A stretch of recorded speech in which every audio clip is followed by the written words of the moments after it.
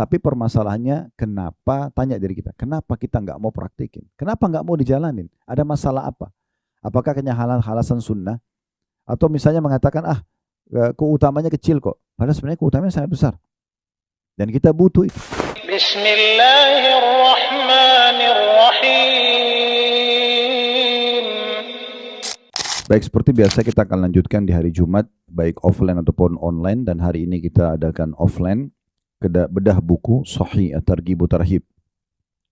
Dan kembali saya ingatkan, ini adalah buku yang ditulis oleh Al-Mundhiri rahimahullah. Beliau menulis buku dengan judul At-Targhib, yang artinya isinya dalil-dalil motivasi untuk mengerjakan ibadah.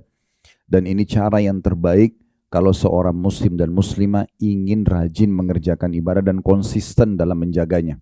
Maka cara yang terbaik adalah sering mengulang-ulangi keutamaan yang Allah janjikan. Apakah itu keutamaan ibadah sunnah atau keutamaan ibadah wajib. Maka dengan kita tahu apa yang dijanjikan, otomatis kita akan selalu ingin menjaganya dan konsisten tentunya. Begitu juga dengan at-tarhib, yang artinya ancaman bagi orang yang melakukan perbuatan dosa. Dan ini adalah cara yang paling efektif untuk membuat kita berhenti dari perbuatan pelanggaran agama.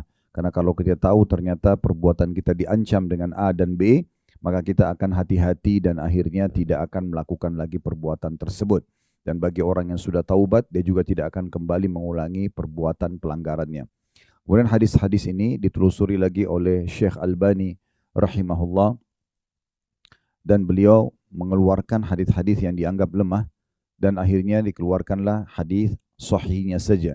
Maka keluarlah hadis atau kitab Sahih At-Targhib Tarhib. Jadi ini kurang lebih gambaran tentang buku yang kita bedah. Dan kita masih berada di kitab puasa, kitab yang sama dengan sebelumnya. Namun kita masuk bab baru, bab ke-10, masalah anjuran puasa Senin dan Kamis.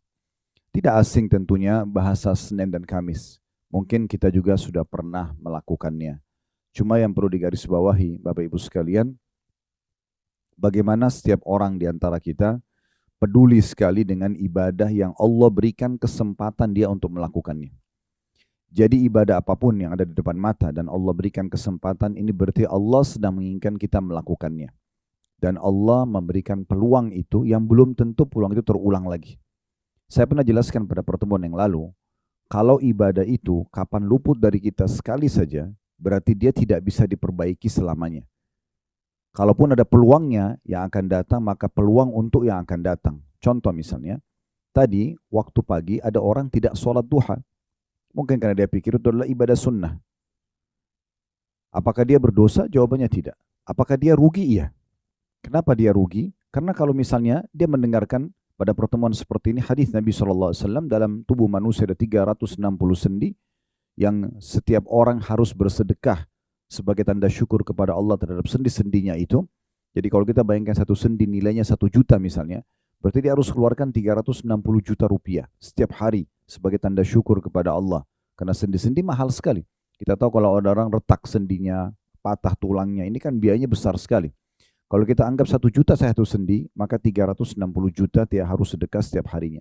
Dan kata Nabi SAW, 2 rakaat sholat duha menutupi sedekah 360 sendi itu. Kurang dari 2 menit kita bisa kerjakan dan sudah dianggap kita sedekah untuk 360 sendi kita. Juga dalam hadis-hadis yang lain, seperti kata Nabi SAW, Allah Subhanahu wa Ta'ala berfirman, wahai anak Adam, rukuklah untukku 4 rakaat di awal pagi, maksudnya di waktu duha. Maka aku akan penuhi hajatmu pada hari itu. Artinya semua kebutuhan kita akan dipenuhi Allah hanya dengan mengerjakan duha 4 rakaat. Dan sekian banyak keutamaan tentang sholat duha sudah pernah kita bahas di bab sholat. Namun yang saya ingin titik beratkan, kalau misalnya ada saudara kita sekarang, tadi dia tidak sholat duha, kemudian dia dengar keutamaan ini, lalu dia ingin mengerjakannya, apakah dia masih bisa kerjakan? Jawabannya tidak mungkin, karena waktunya sudah lewat. Boleh nggak dia kerjakan duha besok? Boleh, tapi itu untuk besok. Buku amalnya juga dicatat untuk hari esok. Tapi hari ini, yang dia luput dari sholat duha, akan dia temukan di hari kiamat bukunya di hari ini, di tanggal ini, dia tidak mengerjakan sholat duha. Dan sudah cukup membedakan derajat dia dengan orang yang mengerjakan sholat duha. Tidak bisa diperbaiki. Maka peluang ibadah itu kalau datang, jangan disia-siakan. Peluang apapun itu, mau sunnah ataupun wajib. Tadi contoh sholat duha. Belum juga contoh yang lainnya, seperti kesempatan sedekah, kesempatan baca Quran, kesempatan hadir majelis ilmu, kesempatan silaturahim keluarga, kesempatan bakti sama orang tua, bantu kerabat, dan segala macam hal. Maka ini adalah peluang yang Allah ya, sedang sodorkan di hadapan kita. Ini peluang buat kamu sekarang yang terbaik, kerjakan. Setiap kali orang menepis peluang tersebut tidak akan terulang lagi. Kalaupun dia pindah di hari esok, atau di pekan depan, atau di bulan depan, berarti untuk catatan pekan depan ataupun hari esoknya. Jadi hari ini dia akan luput dari itu. Beda dengan dosa, Bapak Ibu sekalian. Kalau dosa, kita buat dosa nih, berjalan 1 tahun, 2 tahun, 10 tahun kita berbuat dosa. Misal 10 tahun berlanjut, seseorang melakukan perbuatan dosa yang rutin. Kemudian dia bertaubat di tahun ke-11. Dalam 1 hari saja, atau mungkin beberapa detik dia bertaubat, bisa bersih semua dosanya. Aman, selesai. Ya, dia tidak akan dihukum oleh Allah Subhanahu wa taala dengan taubat nasuha. Taubat adalah sebuah resep yang sederhana, tiket VIP dari Allah Subhanahu wa taala. Tetapi itu kalau dosa, kalau amal soleh tidak bisa. Nah, sebelum kita masuk panjang lebar bahas tentang masalah puasa Senin Kamis dan puasa-puasa yang datang setelahnya akan kita bahas. Jadi mungkin ini sudah sering kita dengar, tapi permasalahannya siapa yang mengerjakannya dan siapa yang konsisten untuk menjaganya. Dan pertanyaan selanjutnya, bagi yang tidak mau mengerjakan, kenapa belum mengerjakannya? Ada masalah apa dengan puasa ini? Apakah hanya dengan istilah, kan cuma sunnah? Baik, sunnah juga perintah agama. Lalu apa gunanya kita mempelajarinya, kita mendengar keutamanya? Seperti nanti Bapak Ibu akan dengar, oh puasa Senin Kamis sudah dapat ini, dapat itu. Apakah hanya sekedar untuk didengar? Kemudian kita pulang dan mengatakan, oh tadi saya hadir pengajian dengar tentang Senin Kamis. Tidak cukup sampai di situ. Itu kalau kita persentasekan ilmu 100%, mengucapkan seperti tadi itu hanya 10%. Hanya mendengar keutamaan dan kemudian kita mengatakan, oh saya sudah tahu. 90%-nya itu dipraktek. Akan berkah yang 10% kalau kita praktekin. Dan tidak bisa Bapak Ibu sekalian kita mengkhayal kalau ibadah yang ingin kita kerjakan, kita berharap orang lain yang kerjakan, itu nggak mungkin. Atau kita berharap nanti ada dorongan yang besar, orang yang setiap hari datang, Senin Kamis memegang tangan kita, ayo puasa yuk. Atau setiap malam, ayo sholat yuk. Nggak mungkin terjadi. Harus dari diri kita sendiri. Kita yang harus memulainya. Oleh karena itu saya pernah sampaikan sebuah kaidah sederhana. Dalam hal ibadah ini Bapak Ibu sekalian wajib kita pribadi. Ini prinsip pribadi. Kita katakan wajib ya. Saya paksakan diri saya untuk ibadah. Nggak bisa tidak. Mulai hari ini komitmen paksakan diri untuk mulai sholat malam, untuk mulai sholat duha, untuk mulai zikir habis sholat komitmen, untuk mulai baca beberapa ayat Al-Quran, untuk mulai silaturahim keluarga, bakti orang tua, jenguk orang sakit. Apa saja peluang ibadah itu yang nanti kita tidak menyesal di hari kiamat karena tidak mengerjakannya. Saya ingatkan kembali, di hari kiamat ada 3 golongan yang akan menyesal. Yang pertama ini penyesalan abadi, yaitu orang-orang kafir, orang munafik, orang musyrik. Karena mereka masuk neraka, mereka kekal selamanya. Ini penyesalan abadi. Gak bisa sama sekali mereka keluar dari penyesalan tersebut. Ini Bapak Ibu bisa lihat nanti di rumah, tadabburi surah Al-Mu'minun, surah nomor 23, ayat 99 sampai 115. Cerita tentang bagaimana penyesalan orang-orang kafir pada saat mereka masuk neraka, karena mereka tidak akan pernah bisa keluar dari siksa tersebut dan mereka tidak merasakan mati lagi kecuali mati yang pertama. Jadi dibakar, disiksa, tapi mereka tidak bisa lepas dari situ. Ini penyesalan abadi. Penyesalan yang kedua, yaitu penyesalan orang-orang beriman, tapi lebih banyak dosanya daripada amal solehnya. Dikenal dengan istilah usatul mu'minin. Orang-orang mukmin yang bermaksiat. Jadi mereka sholat ya tapi mereka masih zina, mereka sholat ya tapi mereka masih riba, masih ada imbang begitu dan akhirnya pada saat ditimbang amalnya hari kiamat dosanya lebih berat. Misal amalnya cuma 90, dosanya 100, dia harus masuk neraka dulu. Ini juga menyesal. Kenapa dia dulu tidak mengerjakan amal soleh yang membuat dia bisa melampaui dosanya. Atau dia bertobat dari dosanya supaya tidak ada lagi hukuman. Ya, orang ini juga akan menyesal. Karena satu hari di sisi Allah Subhanahu wa ta'ala dalam Al-Quran dikatakan, Yaumi inda rabbika ka'alfi sanat mimma ta'udun. Satu hari di sisi Tuhan kalian di hari kiamat itu sama dengan 1000 tahun waktu kalian di dunia. Jadi kalau sama satu hari mampir di neraka, itu bukan main-main. 1000 tahun dibakar dan dipanggang. Tidak ada toleransi, tidak ada negosiasi. Penjaga neraka itu Bapak Ibu sekalian malaikat-malaikat yang sangat keras, kasar. Lihat surat Tahrim, surah nomor 66 ayat 6. Allah ingatkan itu. Ya alladzina amanu qu anfusakum wa ahlikum nara. Hai orang beriman, selamatkan diri kalian dan keluarga kalian dari api neraka. Bagaimana caranya? Dengan paksakan diri amal saleh, tinggalkan dosa-dosa, tobat segera kalau pernah melakukan. Ya, waquduhan nasu wal hijarah. Bahan bakarnya manusia dan batu. 'alaiha malaikatun giladun syidadun la ya'sunallaha ma amaru wa yaf'aluna ma yu'marun. Neraka itu dijaga oleh malaikat-malaikat yang kasar, yang keras. Mereka tidak pernah bermaksiat kepada Allah dan mereka selalu mengerjakan apa yang dititahkan. Ya. Nama kelompok penjaga neraka itu Zabaniyah. Ya, kata kata Allah SWT dalam Al-Quran, "Falyad'u nadiya sanad'u Zabaniyah." Orang-orang neraka boleh panggil, siapa saja mereka boleh panggil setelah masuk neraka. Tolong saya, panggil pemimpinnya dulu di dunia, panggil orang tuanya, panggil siapa saja. Maka kata Allah, kami akan panggil Zabaniyah. Nabi Muhammad SAW jelaskan, Zabaniyah itu malaikat yang sangat besar, raksasa.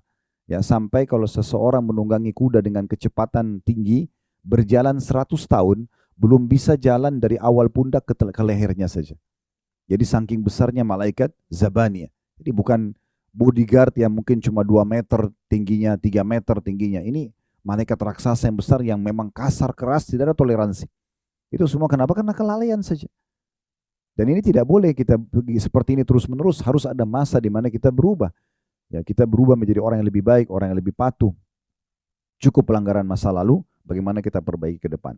Golongan yang ketiga, yang menyesal. Jadi yang pertama orang kafir, orang musyrik, dan orang munafik yang kekal di neraka. Yang kedua usatul mu'minin. Orang-orang mukmin tapi masih lebih berat dosanya daripada amal soleh sehingga masuk neraka dulu. Walaupun cuma sehari berat, gitu kan? Apalagi sampai sebulan, 1 tahun. Kemudian yang ketiga adalah orang-orang mukmin yang masuk ke dalam surga.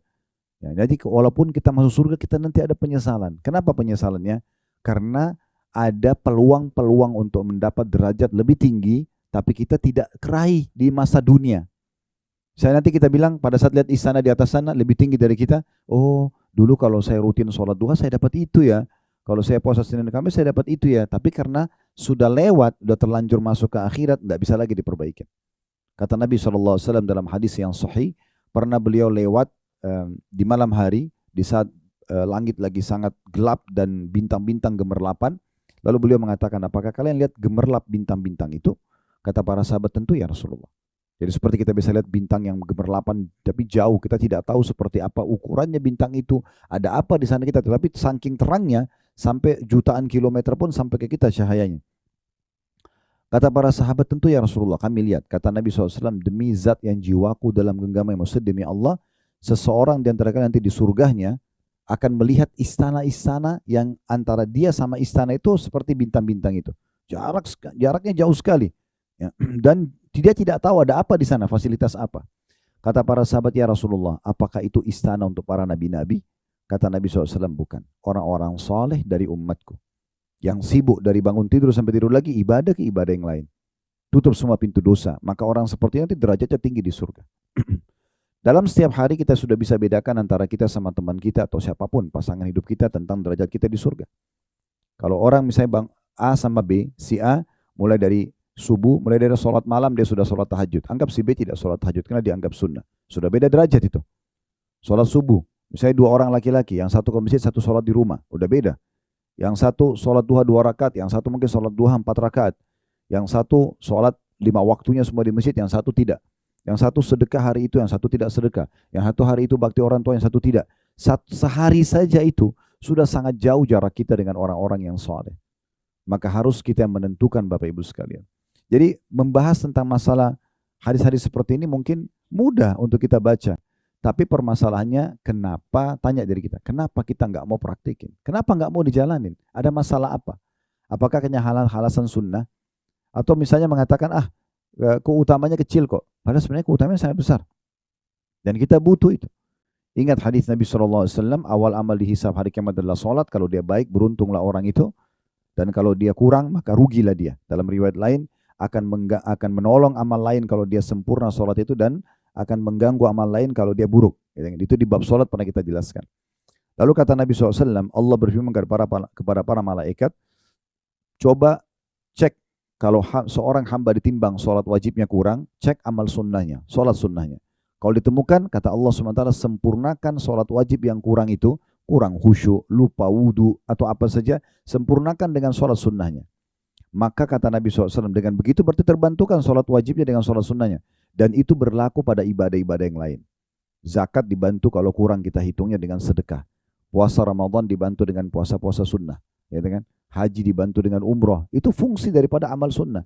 Kalau amal soleh kita wajib sudah sempurna, maka ini akan menambah derajat kita di surga.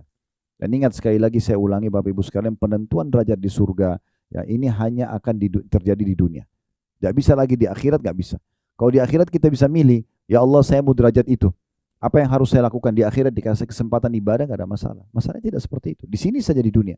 Dan waktu kita sekali tidak akan pernah kembali. 1 detik yang lalu aja ini akan berlalu dan tidak akan pernah bisa terulang.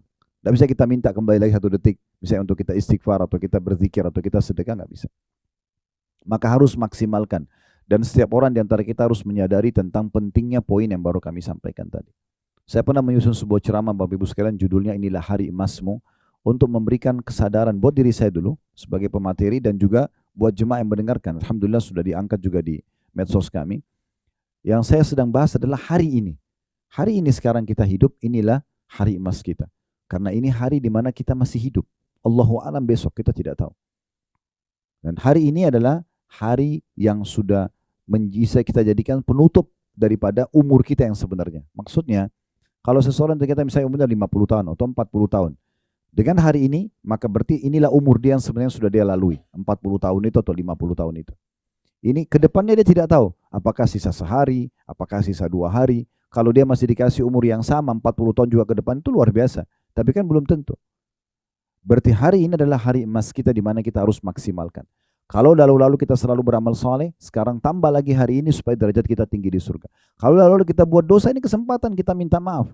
Jangan lagi lalai, supaya kita tidak kena hukuman oleh Allah subhanahu wa ta'ala. Ini poin penting. Hasan Basri rahimahullah pernah kedatangan seseorang. Kemudian orang itu kebetulan sudah 60 tahun umurnya. Hasan Basri bertanya, berapa umur kamu? Dia bilang 60 tahun. Kata Hasan Basri, kalau begitu kau sudah 60 tahun menuju ke Tuhanmu. Kamu sudah jalan ini menuju ke Tuhan. Sudah mau meninggal gitu. Lalu kata orang tersebut, inna lillahi wa inna ilaihi raji'un. Kami milik Allah, kami akan kembali kepada Allah. Kalimat istirja, karena menganggap itu musibah buat dia. Dia yakin selama 60 tahun mungkin masih banyak kekurangan dia lakukan. Maka kata Hasan Basri, kau tahu makna kalimatmu itu? Orang itu terdiam. Lalu kemudian Hasan Basri mengatakan, berarti kau mengatakan bahwasanya kau milik Allah dan kau akan kembali. Dan orang yang mengucapkan kalimat ini tahu dia akan bertemu dengan Tuhannya. Dan yang tahu bertemu dengan Tuhannya, dia tahu akan dihisap oleh Allah. Maka orang itu mengatakan, lalu apa solusinya? Kata Hasan Basri, perbaiki sekarang ke depan. Maka Allah akan maafkan masa lalumu. Dan kalau kau justru masih mengisi dengan kelalaian dan dosa, maka Allah akan hukum kau di masa depan dan masa lalumu. Ya, jadi orang harus menyadari masalah ini Bapak Ibu sekalian. Jadi ini bukan hanya sekedar duduk di majelis, terus kemudian kita dengarin, oh iya ceramah begini ya, oh ceramahnya bagus, itu tidak penting. Itu cuma bungahnya majelis, itu enggak penting. Yang penting itu Bapak Ibu masuk dalam majelis ilmu dan efeknya ada pasti. Setiap dengar ceramah, oh itu ya, oh ini ya, supaya kita amalin. Jadi jangan bertahun-tahun dengarin ceramah terus tidak ada perubahan, itu sayang sekali. Ya. Tidak penting Bapak Ibu sekalian siapa yang menyampaikan, tapi apa yang disampaikan. Kalau itu benar, amalkan. Itu penting. Ya, karena memang Allah subhanahu wa ta'ala memilih kita pada hari ini pun duduk di majelis ini betul dengan hikmahnya. Berapa banyak orang yang Allah tidak berikan taufiknya. Tidak ada pikiran untuk hadir majelis ilmu, tidak ada pikiran, lalai saja terus. Itu banyak orang. Allah lalaikan mereka. Kalau Allah berikan kita kesempatan sadar, itu bukan satu peluang yang baik. Jangan disia-siakan. Ini kurang lebih gambaran saya ingin titik beratkan dulu di pembukaan kita, supaya materi yang kita dengarkan Bapak Ibu sekalian 1 jam ke depan, setengah jam, 45 menit, 1 jam setengah, semua ini Bapak Ibu sekalian harus kita anggap penting untuk kita terima dan juga kita amalkan. Seperti itu kurang lebih. Baik, kita sudah membahas pada pertemuan yang lalu puasa 3 hari setiap bulannya itu dikenal dengan Ayyamul Bid, dan itu dianjurkan di tanggal 13, 14, 15, hanya saja boleh dipilih tanggal berapa saja. Boleh dipilih tanggal berapa saja, dan keutamaannya puasa 3 hari setiap bulannya itu sama pahalanya dengan mendapatkan pahala puasa setahun. Cara hitungannya itu adalah kembali kepada ayat Al-Quran. Man ja'a bil hasanati falahu asyru amthaliha. Siapa yang mengerjakan satu perbuatan baik akan diberi lipat gandakan 10 kali lipat. Jadi kalau Bapak Ibu puasa 3 hari setiap bulan, 1 harinya sama dengan pahala 10 hari puasa. Berarti kalau 3 hari setiap bulan, itu sama dengan 1 bulan puasa, 30 hari.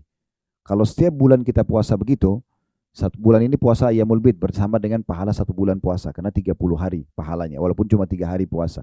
Karena 1 hari dilipat gandakan menjadi 10 kali lipat. Bulan depan lagi, kita puasa 3 hari berarti sama dengan sebulan lagi, begitu terus sampai 11 bulan. Kemudian nanti Ramadan kita puasa sebulan penuh, berarti pahalanya sama dengan puasa setahun. Jadi perlu difahami baik-baik hadis tentang siapa yang puasa atau puasa 3 hari setiap bulannya mendapatkan pahala setahun itu ada terjemahannya atau ada penjelasannya. Yaitu kalau Bapak Ibu puasa rutin setiap bulan 3 hari, 11 bulan berturut-turut ditambah 1 bulan Ramadan full, nah baru pahalanya 1 tahun. Jadi kalau cuma bulan ini puasa Yamul Bid, bulan depan tidak, nggak dapat. Dapat cuma puasa harian saja. Untuk mendapatkan puasa setahun konsisten menjaga setiap bulannya 3 hari. Ya Alhamdulillah, sekarang ada ilmu pengetahuan tambahan buat kita. Di masa kita sekarang lagi masa-masanya orang bicara tentang diet, tentang kesehatan. Dan salah satu yang ditemukan adalah terbaik adalah puasa. Lalu kenapa kita tidak amalkan? Sekalian niat ibadah dan juga kita bisa menjaga kesehatan kita. Makin sering kita menjaga diri dari makanan dan minuman, maka makin sehat tuh manusia. Kan gitu. Makin jauh dari sifat malas, makin jauh dari penyakit. Dan Nabi sudah ingatkan itu dari jauh sebelumnya, 1400 tahun yang lalu. Kata Nabi SAW, tidak ada bejana lebih buruk yang diisi oleh manusia dibandingkan dengan perutnya. Maksudnya kalau dia fokus, makan aja terus, nggak pernah ada istirahatnya. Dari pagi sampai malam, terus tidak ada juga puasa 1 pekan, 1 bulan. Maka ini akan sangat terancam kesehatannya. Karena dia tidak tahu makanan itu kelebihan atau tidak misalnya. Sehat atau tidak. Ya, yang mana akan jadi nutrisi tubuhnya, yang mana tidak cocok sama tubuhnya, dan segala macam hal. Baik, kita akan masuk Bapak Ibu sekalian ke bab ke-10 masalah anjuran puasa Senin dan Kamis. Yang dimaksud Senin dan Kamis adalah berpisah. Senin sendiri, Kamis sendiri. Namun disilakan Senin dan Kamis karena memang Nabi SAW menggabungkan 2 hari ini. Maksudnya diusahakan Senin puasa, Kamis juga puasa. Hadis pertama dengan sanad sahih di ghairihi menjadi sahih karena dikuatkan dengan riwayat-riwayat lain dan ini urutan 1041 dari awal belajar. Berwi dari Abu Hurairah radhiyallahu anhu bahwa Rasulullah sallallahu alaihi wasallam bersabda, "Tu'radul a'malu yaumal itsnaini wal khamis, fa uhibbu an yu'rada 'amali wa ana sha'im." Ketahuilah amal-amal itu dihadapkan, dilaporkan kepada Allah setiap hari Senin dan juga Kamis. Maka aku ingin amalku dihadapkan dalam keadaan aku sedang berpuasa. Hadis ini diriwayatkan Tirmidzi dan dikatakan hadis ini hasan gharib. Makna hadis ini kita langsung saja ambil pelajarannya. Pelajaran yang pertama yang bisa diambil atau faedah pertama adalah bagaimana amal-amal saleh yang kita kerjakan itu dicatat oleh para malaikat lalu dilaporkan kepada Allah Subhanahu wa taala setiap pekannya 2 kali, Senin dan hari Kamis. Dan Allah Subhanahu wa taala dengan hikmahnya ya itu memilih 2 hari ini dengan kemahabesarannya. Allah lebih tahu. Sebagaimana Allah juga jadikan hari Jumat adalah hari yang mulia, sebagaimana Allah jadikan Ramadan bulan lebih mulia daripada bulan-bulan yang lain, sebagaimana Allah jadikan Masjidil Haram, wilayah Mekah dan wilayah Madinah, Masjid Nabawi lebih mulia daripada potongan bumi potongan tanah di muka bumi ini dimanapun berada gitu kan. Itu semua kemahakuasaan Allah. Allah pilih para nabi-nabi di antara manusia, Allah pilih Jibril, Mikail, Israfil di antara para malaikat. Itu semua berarti kemahabesaran Allah Subhanahu wa taala. Tinggal kita bagaimana memaksimalkan waktu di saat itu. Itu yang pertama. Yang kedua, faedahnya adalah bahwasanya amal yang paling afdal dikerjakan oleh seorang hamba dan paling banyak pahalanya itu adalah puasa. Itu adalah puasa. Kita sudah pernah pelajari di Ramadan yang lalu, saya ingatkan kembali hadis Bukhari di mana Nabi SAW bersabda, kullu amal ibnu Adam lahu illa saum. Semua amal ibadah anak Adam sudah ditentukan kadar pahalanya kecuali puasa. Ya. Yaqulullah azza wa jal, Allah yang maha mulia dan maha tinggi berfirman, fa innahu li wa ana ajzi bihi. Karena dia milikku dan aku akan balas secara langsung. Dalam riwayat lain, kata Nabi SAW, kullu amal ibnu Adam lahu al-hasanatu bi asyri amthaliha illa saum. Sesungguhnya semua amal ibadah anak Adam sudah ditentukan kadar pahalanya 10 sampai 700 kali lipat, tergantung kadar keikhlasan dan bagaimana dia mengemas ibadah itu. Ya. Kecuali puasa, kata Allah, karena itu milikku dan aku akan balas langsung, dia meninggalkan syahwatnya, makanannya, minumannya karena aku. Dan bagi orang yang puasa mendapatkan 2 kegembiraan, kegembiraan pada saat dia buka puasa dan kegembiraan pada saat dia bertemu dengan Tuhannya nanti karena gembira mendapatkan besarnya pahala puasa itu sendiri. Baik, jadi dari hadis ini kita lihat bahwasanya Nabi SAW memilih puasa Senin Kamis dan di hari itu dilaporkan amal, selain amal-amal lain maka ada amal unggulan yang dilaporkan walaupun dia sifatnya sunnah, itu adalah puasa. Karena puasa itu betul-betul luar biasa. Kita mengontrol waktu yang cukup panjang, hawa nafsu kita dari pelanggaran-pelanggaran agama, bahkan yang dihalalkan pun, makanan, minuman, biologis halal pun kita tinggalkan karena Allah Subhanahu wa taala, maka Allah akan membalas dengan pahala yang besar. Ya, selain tentu tadi saya bilang, puasa juga bisa membawa pada kesehatan. Oleh karena itu mulai sekarang harus dijadwalin dan harus dari kita. Bagaimana kita memulainya, Bapak Ibu sekalian ya. Ini dua faedah dari hadis pertama, kita masuk langsung hadis kedua.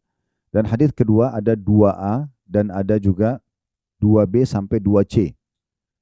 2A-nya dengan sanad sahih li ghairihi, menjadi sahih karena dikuatkan dengan riwayat-riwayat lain. Ini urutan 1042 dari awal belajar. Berbunyi juga dari Abu Hurairah radhiyallahu anhu, anna Nabiy sallallahu alaihi wasallam kana yasumul itsnain wal khamis, faqila ya Rasulullah innaka tasumul itsnain wal khamis, faqala inna yawmal itsnain wal khamis yaghfirullahu fihima likulli muslim illa al muhtajiraini yaqulu da'huma hatta yastaliha. Bahwasanya Nabi SAW rutin berpuasa Senin dan Kamis. Lalu ditanya kepada beliau, wahai Rasulullah, mengapa Anda berpuasa Senin dan Kamis? Mengapa rutin Anda jaga ini? Maka kata Nabi SAW, karena sungguhnya Allah mengampuni setiap muslim pada hari Senin dan Kamis. Kecuali dua orang yang saling bermusuhan. Allah akan berfirman kepada para malaikat, biarkan keduanya sehingga keduanya berdamai. Ya, ini riwayat 2A-nya. Dari hadis ini 2A kita ambil pelajaran dulu. Dan hadis ini riwayatkan Ibnu Majah dan rawi-rawinya thiqah. Yang baca bukunya di halaman 356 itu thiqah dimiringkan tulisannya karena memang bahasa Arab, artinya terpercaya. Ya, perawi-perawinya terpercaya sehingga hadis ini bisa diterima. Ya. Juga diriwayatkan oleh Malik, Muslim, Abu Daud dan Tirmidzi tanpa menyebutkan puasa.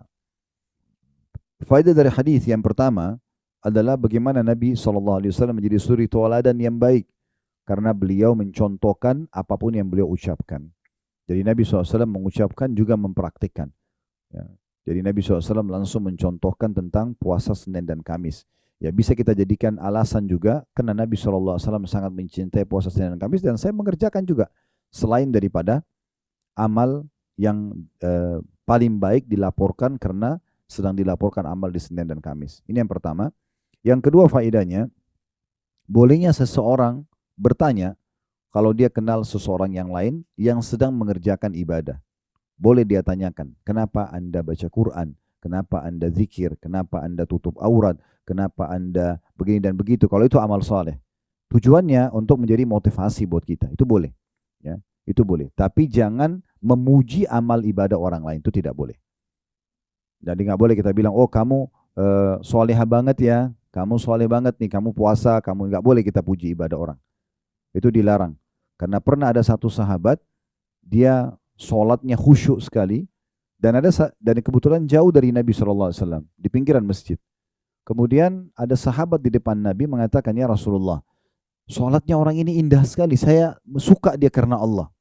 Kata Nabi SAW, jangan kau perdengarkan kepada dia, karena kalau kau perdengarkan, maka kau akan membinasakannya. Tadinya mungkin dia ikhlas, tapi jadi riya karena kamu memujinya. Ya. Jadi nggak usah kita puji pada orang lain. Tapi kalau kita mau bertanya dengan tujuan untuk motivasi, boleh. Nggak ada masalah. Ya.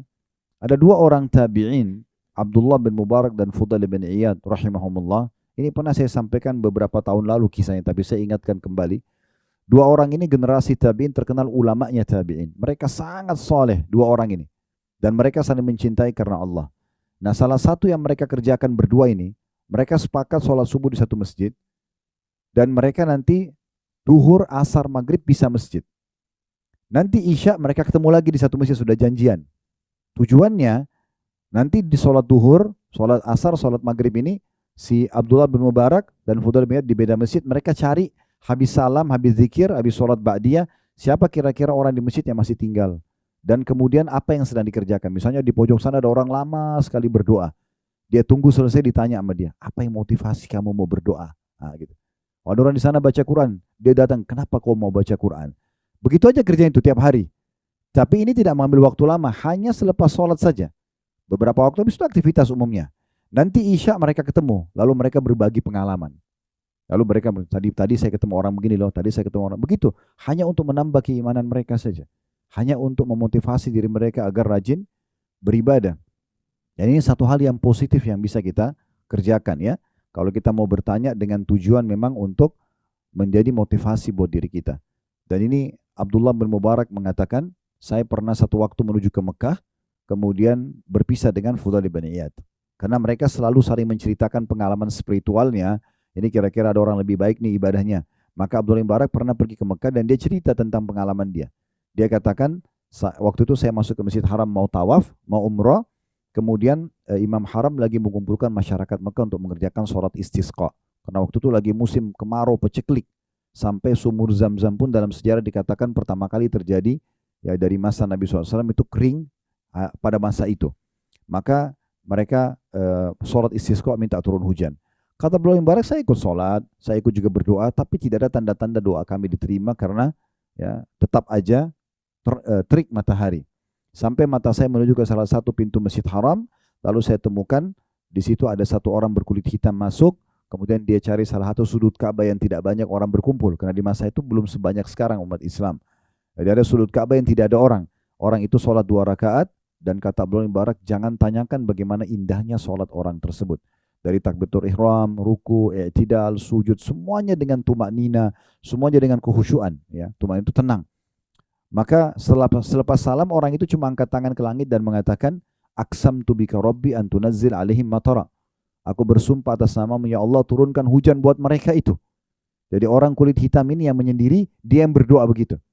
Maka kata Abdullah bin Mubarak, tiba-tiba mendung, turun hujan deras. Dan saya sangat yakin justru hujan turun bukan karena sholat dan doa kami, tapi karena orang ini.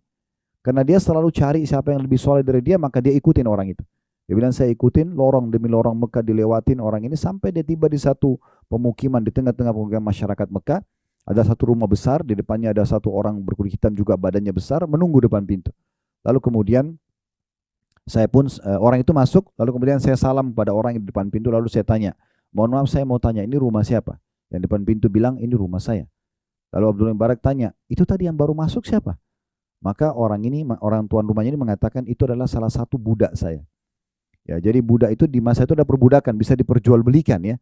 Dulu ada pasar budak, orang bisa beli, dan Allah selalu sebutkan dalam Al-Quran, tahrir raqabah, fakku raqabah, bebasin budak, bebasin budak. Di masa itu kita kalau punya uang kita beli budak, bebasin.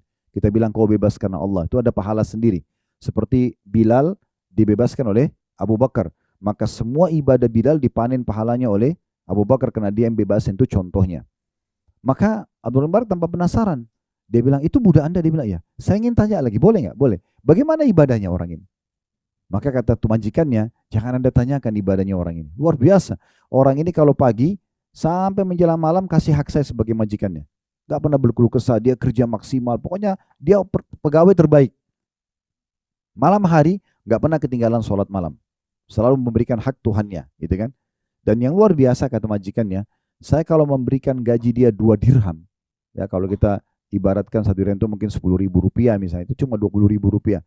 Maka dia menyedekahkan 1 dirhamnya untuk fakir miskin, 1 dirham dipakai buat dia. Maka Abdullah bin Mubarak mengatakan, pantas saja kalau begitu. Kata orang yang punya rumah, kenapa? Dia bilang, enggak apa-apa. Saya mau tanya, boleh enggak saya beli budak itu? Kata yang punya rumah, oh maaf saya enggak bisa jual karena orang ini banyak berkahnya. Ya, karena semenjak dia kerja sama saya jadi berkah segala macam, orang ini ahli ibadah. Kata Abdullah bin Mubarak, saya Abdullah bin Mubarak.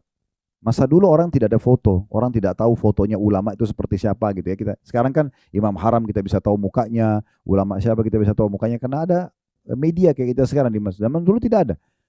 Tapi Abdullah bin Mubarak ini namanya terkenal. Dia ulama besar Muslim di Irak gitu. Dan dia muridnya para sahabat. Maka si orang yang punya rumah mengatakan, apakah Anda Abdullah bin Mubarak? Dia bilang iya. Maka pada saat itu dia bilang, kalau gitu saya jual, dijual lah.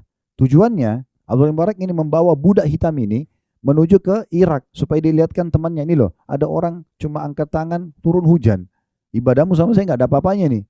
Maka kita harus belajar dari dia. Tujuannya untuk itu.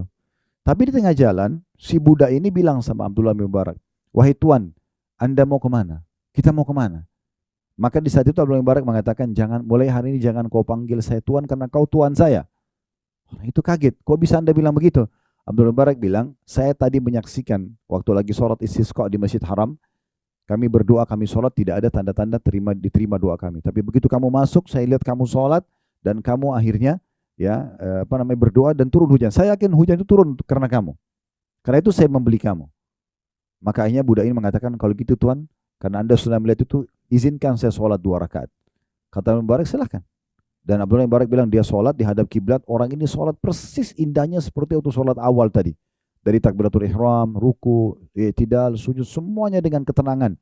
Sampai salam, setelah salam dia cuma mengucapkan 1 kata, dia mengatakan al-an, atau 2 kata al-ana ya Rob. Maksudnya sekarang hai Tuhanku. Tiba-tiba dia meninggal dunia. Maka Abdullah bin Mubarak lalu mengubur budak itu. Setelah dia kubur, dia pulang ke Irak, lalu dia ceritakan kepada sahabatnya tentang pertemuan dengan budak tadi. Lalu dia ceritakan, dia bilang, kemungkinan besar si budak tadi itu dia berdoa kepada Allah di 2 rakaat yang terakhir sebelum dia meninggal, ya Allah, kalau seandainya amalku setelah ketahuan berdoa di Ka'bah itu menjadi riak setelahnya, wafatkan aku. Kalau seandainya amalku tetap ikhlas, maka pertahankan diriku. Maka Allah matikan dia karena pilihan dia gitu ya. Karena dia minta agar Allah selamatkan dia dari masalah riak itu. Jadi ini poin yang penting sekali. Bagaimana kita bisa ambil pelajaran dari orang-orang yang selalu belajar dari kebaikan-kebaikan ya. Jadi kita boleh bertanya tentang kebaikan orang kalau kita merasa memang bukan memujinya, tapi sedang ingin tahu dan untuk menjadi motivasi buat kita. Ini pelajaran kedua dari hadis. Pelajaran yang ketiga ini dari pertanyaan Abu Hurairah ya, atau pertanyaan seseorang kepada Nabi SAW, ya Rasulullah, kenapa Anda puasa Senin dan Kamis ya? Untuk mendengarkan apa motivasinya nih, supaya saya juga mau mengerjakan gitu. Pelajaran ketiga, ini keutamaan yang lain daripada puasa Senin dan Kamis, yaitu pada hari Senin dan Kamis ada pengampunan dosa di situ. Ada pengampunan dosa. Dan pengampunan dosa makin dekat dengan orang yang lebih banyak ibadahnya. Ya. Pengampunan dosa Allah Subhanahu wa Ta'ala akan lebih dekat dan akan mudah diraih oleh orang-orang yang sedang ibadah. Jadi sangat jauh pengampunan dosa dari orang yang justru pada hari itu ugal-ugalan, buat kriminal, buat pelanggaran, itu sangat jauh. Tapi orang yang sholat, orang yang puasa, orang yang lagi zikir, ini yang paling dekat untuk mendapatkan pengampunan tersebut. Jadi di sini akan ada pengampunan dosa. Itu faedah ketiga dari hadis. Faedah terakhir yang keempat adalah dilarangnya seseorang bermusuhan. Kalau ada orang yang memusuhi kita, itu biarin aja. Jangan kita ikut memusuhi dia. Ya. Ini memang tingkat tinggi ya dari tazkiyatun nafs, pensucian jiwa. Memang berat. Orang masalah sama kita, tetapi di saat dia membenci kita, kita tidak ikut membencinya. Di saat dia menyerang kita, kita tidak balas dengan serangan. Dengan harapan kita mendapatkan pahala ekstra. Ya. Di Senin Kamis kalau terjadi pada kita itu kita dapat pengampunan, dia tidak dapat pengampunan. Ya, kalau bahasa saya yang lain, biarkan orang lain punya masalah sama kita, tapi jangan kita punya masalah dengan orang. Orang kalau gibah kita biarin aja. Itu urusan dia. Kita nggak usah balas dengan gibah, karena dia dihukum, kita dihukum. Kalau kita difitnah oleh dia, kita balas fitnah, dia dihukum, kita dihukum. Nggak ada manfaatnya. Ada sumber pahala Bapak Ibu sekalian yang bisa kita dapatkan selain dari amal yang kita kerjakan. Amal soleh, kalau kita kerjakan dapat pahala. Ada nggak sumber pahala yang lain? Ada. Di pahala ibadah sendiri ada. Dengan kemasan. Dengan mengerjakan tepat waktu. Menjaga kualitasnya. Dan jumlah kuantitasnya itu akan mendapatkan ekstra pahala. Contoh saya pernah ingatkan ya. Saya pernah bahasin dan saya ingatkan lagi. Kalau ada orang bangun malam hari. Lalu dia karena tidak bisa tidur lagi. Dia bilang saya tahajud aja deh. Lalu dia sholat tahajud. Dapat pahala kan dapat sesuai dengan kadar keikhlasan dia. Tapi dia akan beda pahalanya dengan orang yang mengemas ibadahnya. Dia sebelum tidur udah niat mau tahajud. Dia udah siapin mukenahnya yang terbaik. Dia sudah pakai bubui minyak wangi. Kalau laki-laki mungkin sudah siapin kopiahnya, baju kokonya, baju khusus ketemu dengan Allah. Dia udah pilih surah-surah yang dia mau baca. Ini namanya kemasan terhadap ibadah itu. Beda pahala dengan tadi orang yang tahajud saja karena dia tidak bisa tidur, dengan orang yang sudah atur dikemas sebelumnya. Nah, beda orang contoh yang lain mau bersedekah. Dia ketemu orang miskin, pada saat itu baru kemudian dia korek kantongnya, dompetnya, atau tasnya, apa yang ada, 100 ribu, 50 ribu, 10 ribu itu yang dikeluarin sama dia. Mau uang baru, mau uang tua, pokoknya yang penting sedekah. Berpahalakah? Berpahala. Itu urusan dia sama Allah, masalah keikhlasan. Tapi ada orang yang sebelum keluar rumah sudah sisipin uang di dompetnya, ini yang 100 ribu baru memang untuk orang fakir miskin nih. Dikemas sama dia. Nanti dia sudah niat, nanti kalau ketemu dia akan kasih. Apalagi ada targetnya orang yang dia datangin. Nah itu akan beda pahalanya karena ada kemasan terhadap ibadah tersebut. Ya. Haji dan umroh, itu juga begitu. Dia memang sengaja mengemas agar dia memakai fasilitas yang terbaik, hotelnya, pesawatnya, untuk Allah SWT. Dia nikmati juga dapat pahala. Itu juga akan beda. Dengan orang yang punya kemampuan tapi sengaja tidak mau, misal. Dan seterusnya. Pernah ada hadis Nabi SAW, bukan hadis Nabi tapi penyampaian dari Aisyah radhiyallahu anha. Dikatakan juga ini adalah bagian daripada sunnah. Aisyah mengatakan radhiyallahu anha, Nabi SAW pernah mengumpulkan kami para istrinya lalu berkata, sesungguhnya orang yang paling pertama menyusul aku nanti, meninggal setelah aku meninggal, adalah orang yang paling panjang tangannya di antara kalian. Kata Aisyah radhiyallahu anha, setelah Nabi SAW meninggal, hampir setiap hari kalau kami ketemu, para istri Nabi ini ukur tangan. Siapa yang lebih panjang tangannya? Karena dianggap itu orang yang paling pertama meninggal. Itu yang mereka faham. Ternyata, kata Aisyah, kami memahami maksud Nabi ini justru setelah meninggalnya Zainab. Jadi saat istri Nabi namanya Zainab meninggal duluan. Ya, di situ kami faham ternyata yang dimaksud oleh Nabi SAW tangan panjang itu adalah orang yang paling suka bersedekah.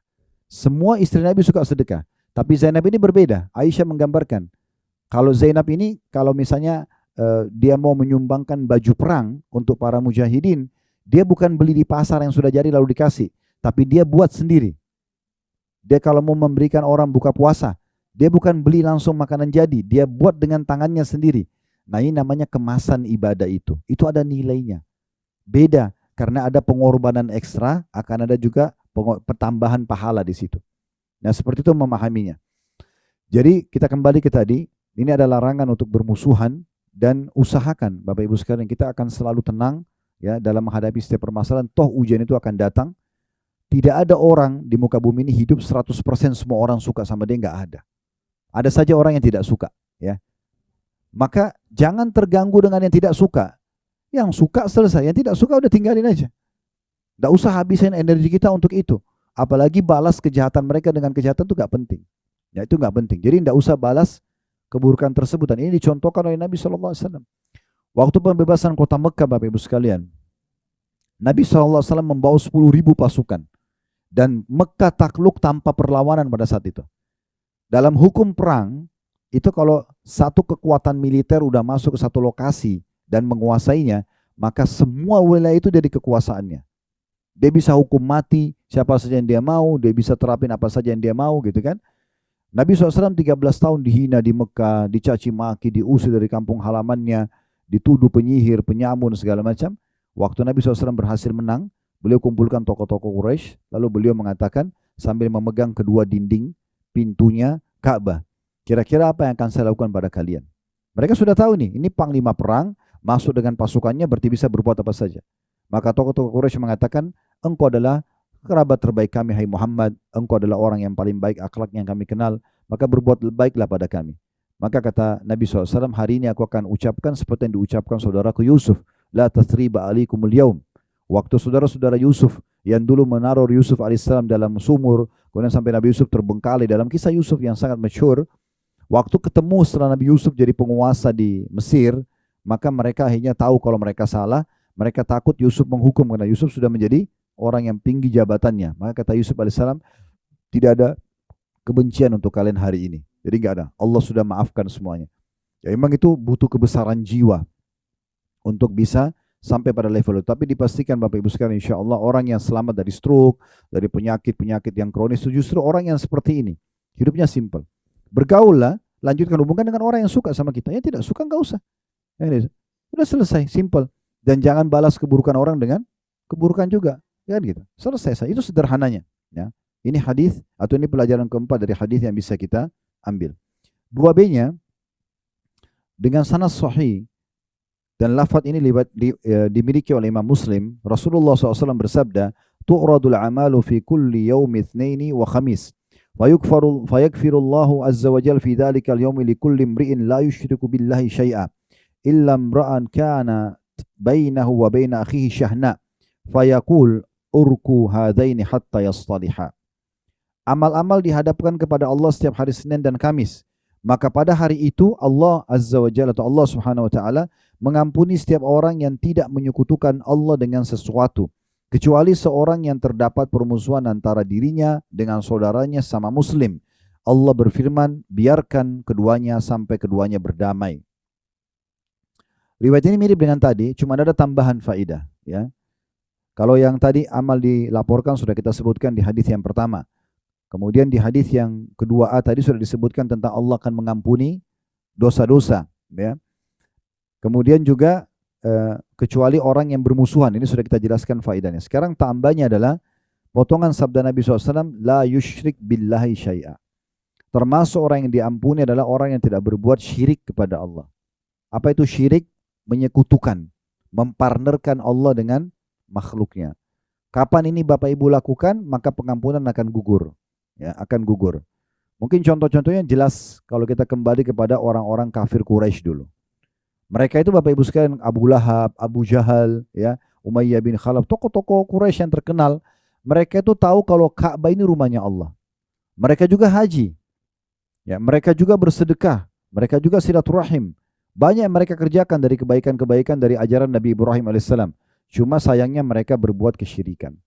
Apa itu? Mereka datangkan patung, lalu mereka anggap patung ini punya kekuatan seperti Allah. Jadi partner. Jadi mereka berdoa sama Allah, mereka tahu tapi mampir juga di patung, minta juga sama patung itu. Maka ini namanya menyekutukan Allah. Ini tidak boleh, ini perbuatan syirik kepada Allah SWT. Mungkin di masa kita sekarang seperti orang pakai jimat, ya. Ini bisa menolong dia dari ini dan itu. Nah ini semua tidak boleh. Makanya kata Nabi SAW, apapun yang digantung di badan dengan niat itu bisa memberi manfaat atau mudarat, maka itu jimat. Ya, dan kata Nabi SAW, man allaka tamim faqad asyrak. Siapa yang menggantungkan jimat, maka dia telah berbuat kesyirikan. Ya, ini tidak boleh sama sekali.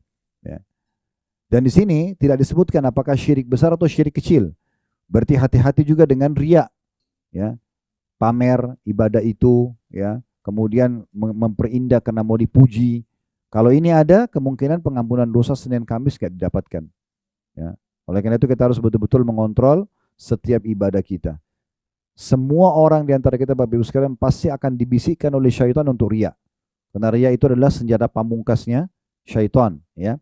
Itu orang lihat kamu perpanjang doamu, itu orang ini, itu akan puji, orang akan gini dan begitu. Maka semua itu kita tinggal tepis. Baca a'udzubillahi minasyaitonirrajim. Selama bisikan itu tidak kita ikuti, maka kita tidak riya. Ya, kita tidak akan riya. Jadi tetap aja kita konsentrasi ibadah, lalu berlindung kepada Allah dari syaitan, kemudian insya Allah kita lanjutkan ibadah kita, maka itu akan aman.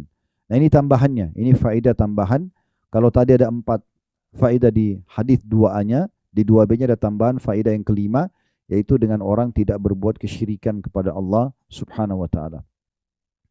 Di 2C-nya dengan sanad sahih, dan dalam satu riwayat Imam Muslim juga, kata Nabi SAW, tuftahu abwabul jannati yawmal itsnaini wa yawmal khamis. Fayukfaru likulli abdin la yushriku billahi syai'a illa rajulan kanat bainahu wa baina akhihi syahna. Pintu-pintu surga dibuka pada hari Senin dan Kamis. Maka semua hamba yang tidak menyekutukan Allah dengan sesuatu diampuni kecuali seseorang yang antara dirinya dengan saudaranya terdapat permusuhan. Sebenarnya di sebelahnya ada tertulis dalam kurung al-hadis. Al-hadis itu maksudnya hadis ini masih panjang, cuma Al-Mundhiri mengambil saksi bahasan sampai sini saja. Dari hadis ini ada tambahan faedah ke-6, khusus hadis nomor 2 ya. Karena 2A, 2B, 2C kita anggap ini satu rangkaian hadis, satu urutan ya. Kalau hadis 2A tadi ada 4 faedahnya, hadis ke-2B-nya kita tambah 1 faedah tidak boleh syirik. Kemudian hadis ke-2C-nya ada tambahan 1 lagi, yaitu terbukanya pintu-pintu surga pada hari Senin dan Kamis. Ya, ini bisa bermakna macam-macam ya. Tetapi bisa bermakna secara letterlet memang pintu surga lagi dibuka. Ya, bisa juga bermakna adalah terbukanya pendaftaran untuk menuju ke surga. Ya, makanya Nabi SAW amal maksimal dan diikuti dengan puasa yang merupakan ibadah yang paling banyak pahalanya, agar pada saat dilaporkan itu sangat membantu nanti untuk masuk ke dalam surganya. Ya, ini yang dimaksud dengan potongan tambahan dibukanya pintu-pintu surga. Baik, hadis ketiga dalam bab kita dengan sanad hasan, ini urutan 1043 dari awal belajar berbunyi dari Usama bin Zaid radhiyallahu anhuma. Kita bilang anhuma karena Usama dan Zaid dua-duanya sahabat, ayah dan anak sahabat Nabi. Dia berkata, qultu ya Rasulullah innaka tasumu hatta la takadu tuftir wa tuftiru hatta la takadu tasum illa yawmaini in dakhala fi siyamik wa illa sumtahuma. Qala ay yawmaini? Qultu yawmal itsnaini wa yawmal khamis. Qala dzanika yaumani tu'radu fihima al-a'malu ala rabbil alamin wa uhibbu an yu'rad amali wa ana sha'im. Terjemahannya, kata Usama bin Zaid radhiyallahu anhu, aku berkata, wahai Rasulullah, sungguhnya engkau berpuasa sehingga hampir tidak berbuka, dan engkau berbuka tidak berpuasa sehingga hampir tidak pernah berpuasa, kecuali 2 hari. Keduanya tidak masuk dalam puasamu, kecuali engkau pasti berpuasa pada keduanya. Nabi SAW bertanya, 2 hari yang mana yang kamu maksudkan? Aku berkata, hari Senin dan hari Kamis. Maka kata Nabi SAW, di 2 hari itu amalan-amalan dihadapkan kepada Rabb alam semesta. Maka aku ingin amalku dihadapkan dalam keadaan aku sedang berpuasa. Hadis ini riwayat Abu Dawud, An-Nasai, dan pada sanadnya terdapat 2 rawi yang majhul, maksudnya masih perlu dipertanyakan, yaitu Maula Qudama dan Maula Usama. Namun di sini dihasankan oleh Syekh Albani setelah ditelusuri cukup banyak jalurnya. Di antara penguatnya adalah riwayat Ibnu Khuzaimah dalam sahihnya dari Syurahbil bin Sa'ad dari Usama, dia berkata, ini langsung paragraf setelahnya ya. Karena Rasulullah sallallahu alaihi wasallam yasum Itsnain wal Khamis wa yaqulu inna hadaini al-yawmaini tu'radu fihima al-a'mal. Rasulullah SAW rutin berpuasa Senin dan Kamis dan beliau bersabda, sesungguhnya pada 2 hari ini amal-amal dihadapkan kepada Allah. Dari hadis ini kita ada tambahan faedah, atau kita ambil faedah yang pertama, pentingnya seseorang untuk bertanya, ya, apapun yang dia belum ketahui ilmunya, dia bertanya. Mirip dengan tadi ada faedah kita ambil ya, bolehnya orang bertanya tentang ibadah seseorang. Tapi ini lebih umum, ini bertanya tentang sesuatu yang butuh dia ketahui ilmunya. Ya, dalam ilmu-ilmu agama dia bertanya.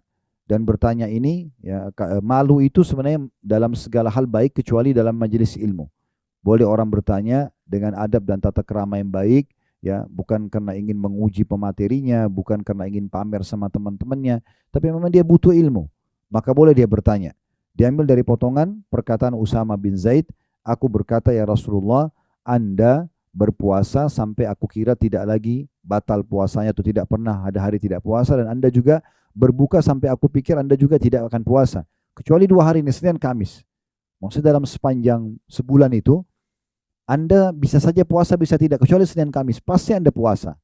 Ini pertanyaan, kenapa? Ya, gitu. Seperti itulah. Nah, pertanyaan ini sebenarnya karena dia butuh ilmunya. Dia butuh ilmunya, ya. Ini faedah pertama dari hadis. Faedah kedua dari hadis tentang bolehnya orang yang sedang ditanya atau pemateri pada saat belum jelas pada dia apa yang ditanyakan, maka boleh dia bertanya balik, ya, sehingga pertanyaan akan jawaban sesuai dengan pertanyaan nantinya.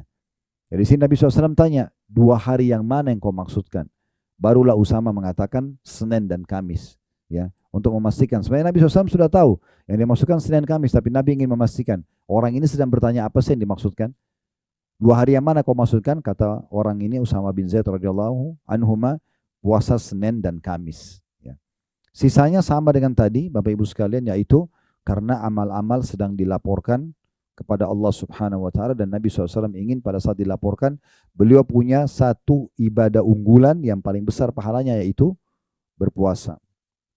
Baik, hadis keempat dengan sanad sahih, dan ini urutan 1044 dari Abu Bajar, dan ini hadis terakhir dalam bab kita, yaitu dari Aisyah radhiyallahu anha. Beliau berkata, "Kana Rasulullah sallallahu alaihi wasallam yataharra shaum al-Itsnain wal Khamis." Ketahuilah bahwasanya Rasulullah sallallahu alaihi wasallam senantiasa menjaga puasa Senin dan Kamis. Makna yataharra di sini, Bapak Ibu sekalian, adalah selalu menjaganya, selalu menjaganya. Diriwayatkan oleh An-Nasai, Ibnu Majah, dan juga Tirmidzi, dan dikatakan hadis ini adalah hasan gharib. Namun karena sudah ditelusuri oleh Syekh Albani, jadi istilah gharibnya atau asing itu berubah menjadi sahih karena dikuatkan dengan riwayat-riwayat yang lain.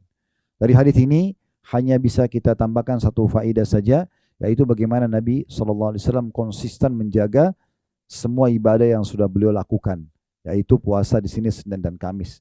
Dan ini harusnya menjadi sifat seorang muslim, ya. Kalau Bapak Ibu sudah membuka satu pintu ibadah, jangan ditutup. Kerjakan aja, walaupun lagi malas. Kata Aisyah radhiyallahu anha, Nabi SAW tidak pernah berhenti sholat malam, dan kalau beliau betul-betul lagi dalam kondisi malas, kata Aisyah begitu. Nabi lagi letih atau lagi kurang semangat, maka beliau tetap sholat malam walaupun duduk. Ya, maksudnya adalah bagaimana tetap menjaganya. Walaupun kita lagi lemah imannya, semangatnya kurang, jangan ditinggalkan. Usahakan pada saat itu justru kita tetap konsisten menjaganya. Karena nanti semangat itu akan naik lagi. Makanya kata Nabi SAW, semua ibadah itu akan ada masa naik semangat dan turun semangatnya. Nah, siapa yang lagi turun semangatnya tetap berpegang pada sunnahku, maka dia telah mendapatkan petunjuk. Jadi jangan sampai kita justru lagi kendor imannya, kemudian kita malas. Misalnya kita sudah 1 tahun berjalan sholat malam, setan berhasil menggoda kita, akhirnya kita jadi malas sholat malam. Lalu sudahlah besok aja, udahlah lusa aja, tertinggallah sepekan, 2 pekan, lalu kita biarkan. Jangan. Itu ibarat kita sudah naik tangga keimanan, pas di tangga ke-10 misalnya, setan tarik baju kita. Kita turun ke tangga ke-8. Sekarang kita mau naik lagi, atau kita biarin setan tarik terus ke bawah.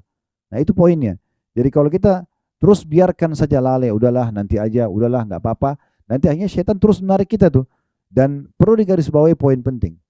Ibadah itu Bapak Ibu sekalian, kalau misalnya satu waktu Bapak Ibu pernah termotivasi kerjakan satu ibadah karena dengar sebuah potongan ceramah tentang neraka misalnya. Lalu kita semangat, oh kayaknya saya nggak mau masuk neraka nih, saya mau ibadah, saya mau tobat. Lalu Bapak Ibu berubah nih, taubat, ya kan? Kita mulai berubah tuh, 1 tahun, 2 tahun kita jadi baik. Kalau sampai kita membuka pintu syaitan untuk membisik kita lemah, turun level iman kita. Dalam istilah agama kita futur. Futur itu maksudnya jatuh dari turun dari level ibadah yang tadinya kita sudah sampai. Kita sangat semangat, kadang-kadang kita bisa nangis kalau berdoa. Terus kita turun levelnya. Kenapa? Karena kita buka pintu dosa. Ya. Turunlah dia. Nah, untuk kembali ke level iman yang pertama itu butuh pendongkrak yang lebih kuat. Walaupun Bapak Ibu dengarin ceramah yang awal memotivasi kita, itu belum tentu bisa mengembalikan kita ke level itu. Harus butuh pendongkrak yang lebih kuat lagi. Oleh karena itu kalau sudah sampai pada satu level tertentu jangan turun. Konsisten selalu jaga itu. Selalu dijaga dengan cara tetap komitmen menjaganya. Ya, komitmen menjaga sambil berdoa kepada Allah Subhanahu wa taala. Ingat selalu saya bahasakan untuk istiqomah jaga 4 hal. Ya, yang pertama majelis ilmu. Tujuan duduk seperti ini untuk menambah iman kita. Iman itu akan datang dengan ilmu. Gak bisa, iman tidak ada kalau tanpa ilmu. Duduk begini nanti akan bertambah imannya. Ilmu dulu, kemudian datang iman. Iman ini kalau datang orang sudah berubah. Orang bodoh jadi pintar, orang penakut jadi pemberani, orang pelit jadi dermawan. Itu iman mengubah semuanya. Dan kita akan terdongkrak untuk mengerjakan amal saleh dan meninggalkan perbuatan dosa. Maka harus betul-betul kita jaga ini. Komitmen gitu ya. Kalau tidak bisa. Dan harus dari kita keputusannya. Nah ini poin penting.